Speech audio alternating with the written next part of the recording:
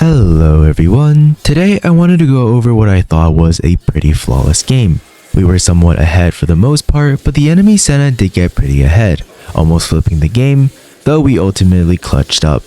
The main thing is about making the correct decisions at the right time by predicting how the enemy is going to respond, and you can improve the skill by playing the game and growing experience or watching videos such as this one / breaking down your own gameplay to analyze your decisions essentially through refinement. Without further ado, let's get into the game and break down how we were able to carry. Thanks for watching, make sure to like and subscribe. Love you all.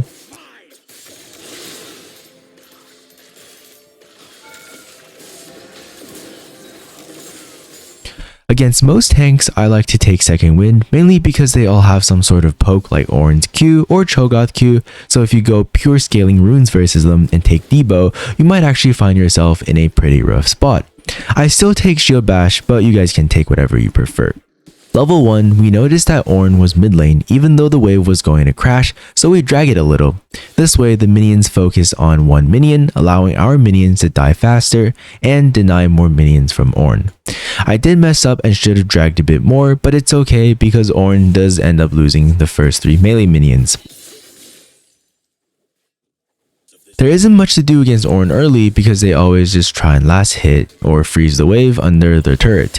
So we just slow push the wave, that way he has to sacrifice a lot of his HP to freeze, and if he doesn't, the wave just pushes into his turret and sets up a slow pushing wave into us, allowing for a kill angle.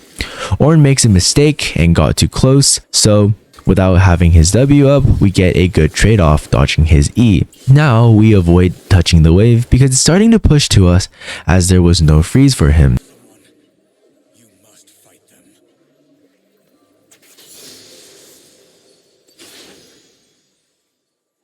Bel'Veth warns of a Talon gank, and this is a super common gank angle with Talon, but I'm not worried because Ornn isn't able to do much with his current HP and mana. Talon also has no real way of preventing me from getting away.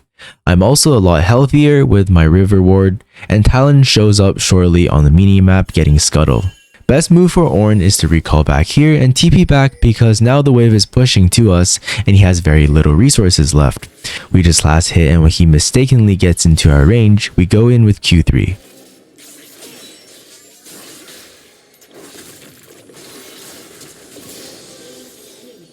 Securing the kill, I chose not to shove the wave because Ornn was responding very fast and will definitely TP.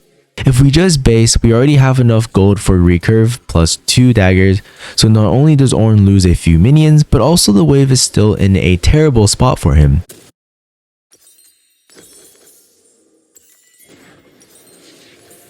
We position upwards to freeze the wave, and Ornn wants to stop us from doing so, but because he used everything in the process, we stack Q3 by Qing him and the wave. This way it doesn't draw any minion aggro. Running him down, we use E when lethal tempo is fully stacked and chase him down. We then collect the next wave along with a plate because we want the gold for a pickaxe.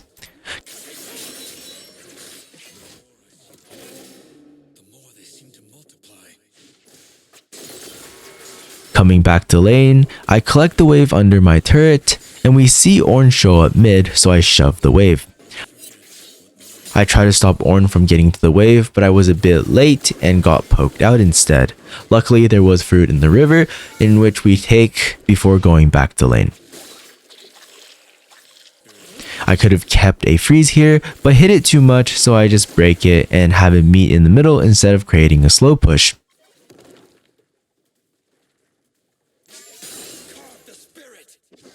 We get Ornn with EQ3 because he has no mana. We also repeatedly shove the wave to chip away at the turret for a plate before basing for Vamp Scepter.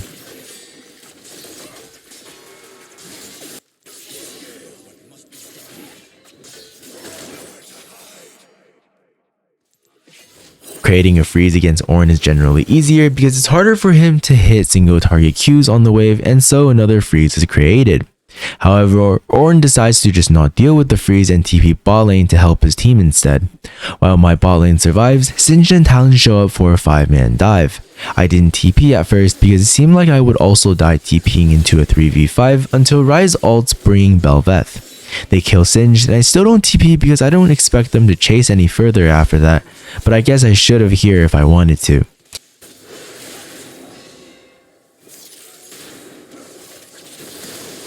It ultimately ends with bot lane dying to Senna ult, me getting first turret and Bel'Veth escaping. To be honest, I think both plays are acceptable. I just went with what I was more confident with, and I hadn't based for Bork yet, constantly making me rethink, as Yone is pretty weak without his first item. Bel'Veth asks for base TP, but the Drake was already taken, so I take the Grump from Talon before basing because it is important to maximize your time on the map if possible, and even better if you can deny things from the enemy. Ornn rotates mid, so I take another wave before basing and not greeting for any more because Talon probably reset and is topside.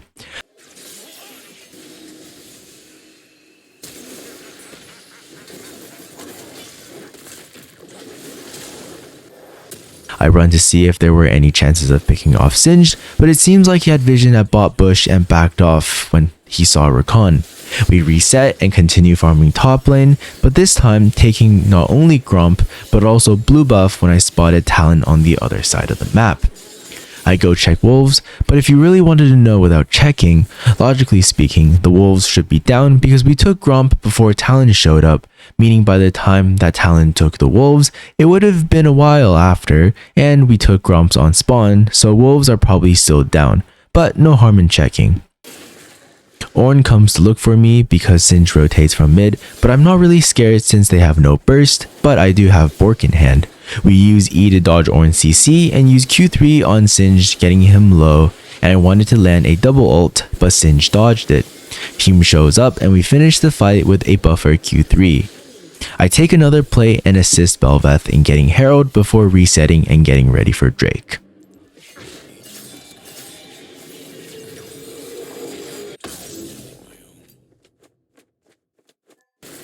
I follow Ornn's TP bot and immediately a team fight breaks out.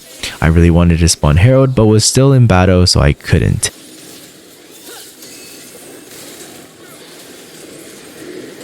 Talon engages so we focus on him first and then turn to Q3 everyone else. I should have ulted, but sometimes I like to Q3 and see how they react, waiting half a second to ult, but Ornn airbornes me and there was no longer an angle for me to take. But luckily there was another one right after Bel'Veth takes the Herald into tier 1, getting us an ace, and I take the Herald to get more plates before taking Drake as well.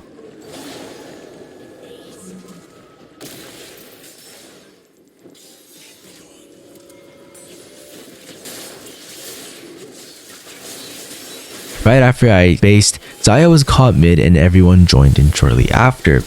However, since we didn't have Q stacks or ult, we could only play defensively and react to what the enemy was doing.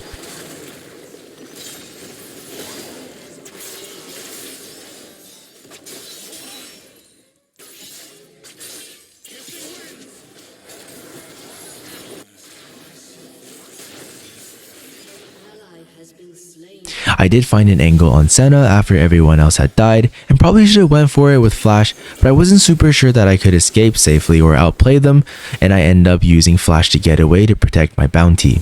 Seeing red buff come up and Talon going top, I take his red and head down bot lane to farm until I notice Singed, so I ping my team to get the overextended Singed and continue splitting bot lane afterwards, taking Krugs along the wave.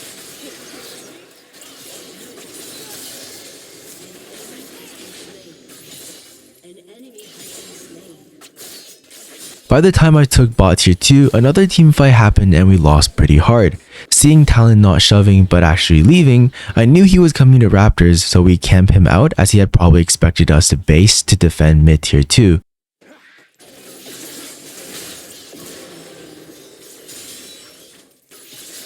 We then go to flank mid, but they leave upon my arrival.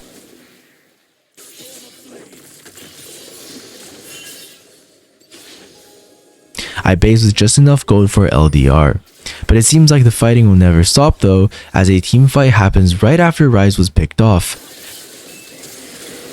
The targets were too spaced out for us to ult, so we were able to first get some damage on Ornn and one-shot Janna.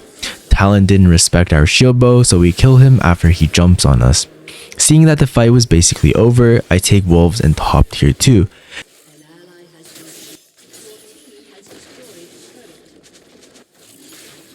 Knowing that Janna wants to stop me, I look for her with Q3 in hand and get another plate.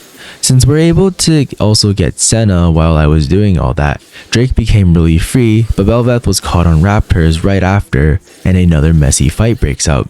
We were at a really disadvantageous position, and I try my best to avoid being seen while closing the distance to surprise the enemy.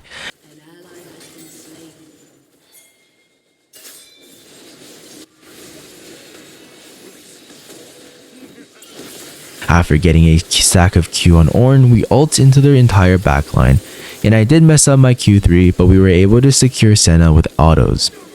The reason why we decided to Q Ornn first before ulting was so that by the time we ulted, Q would have been off CD and we would be able to get Q3 stacked that way. So when the enemy tries to get away, whether that is through flashes or abilities, we can try to catch up with them with Q3, finishing them off. Though I did mess up, the autos were enough to get the job done. With everyone did, we take Baron and plant a siege as 5, but Bel'Veth got yoinked, so here we go again.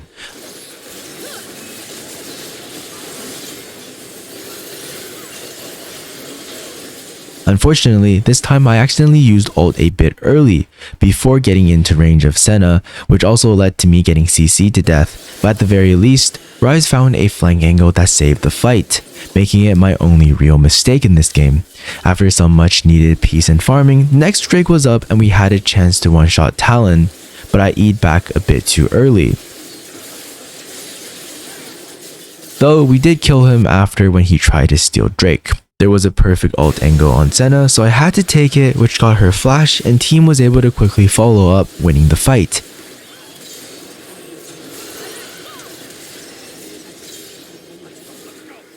We used this time to siege bot, but overstayed, leading to the enemy chasing us.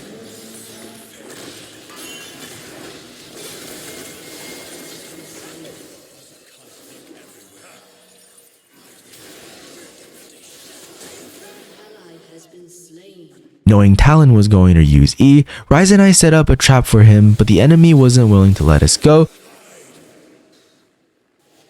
So I turned to ult Senna, instantly deleting her before putting Singed in the execute threshold and making most out of my damage on everyone else before executing. With that, we TP to their base and end the game. Thanks for watching, make sure to like and subscribe. Bye bye.